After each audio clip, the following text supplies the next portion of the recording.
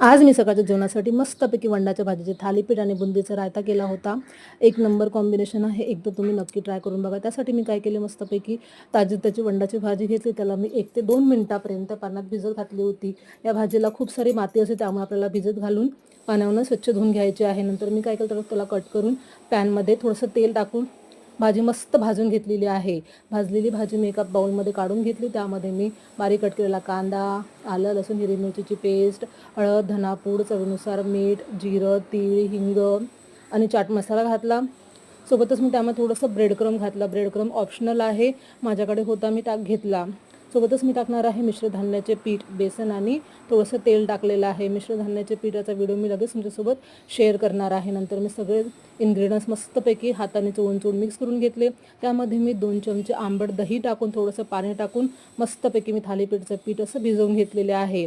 नंतर मी लगेच एका प्लेटला असा स्वच्छ कपडा गुंडाळून घेतलेला आहे, ओला कपडा घेतलेला आहे। त्यावर मी आता थालीपीठ मस्त थापून घेणार आहे। बघा, या पद्धतीने एकदा तुम्ही थालीपीठ नक्की ट्राय करून बघा। यामुळे काय होतं, एकदम सॉफ्ट असे थालीपीठ तयार होतात बघा।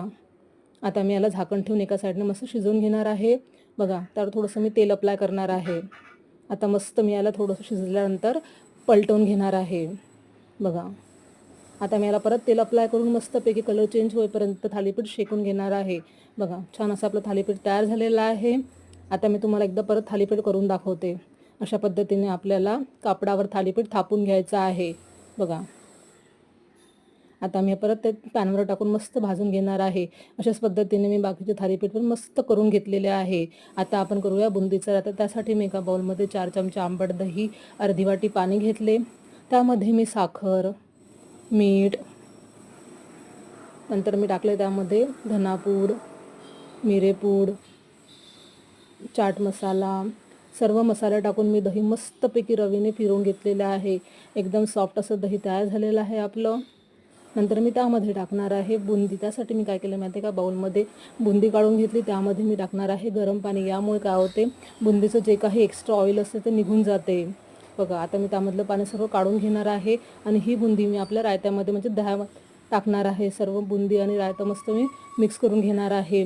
ओली बुंदी आहे, त्यामुळे दही त्याला आतपर्यंत जाईल। त्यामध्ये मी कोथिंबीर टाकली, त्यामध्ये मी तडका टाकणार आहे। त्यासाठी मी एका पॅनमध्ये तेल घेतले, त्यामध्ये मी 1 लाल मिरची, सुकी मिरची, जिरं, मोहरी आणि हिंग घेऊन हा तडका मी मस्त रायत्यामध्ये टाकणार आहे। अशा पद्धतीने माझे थालीपीठ आणि रायता मस्त तयार झाला।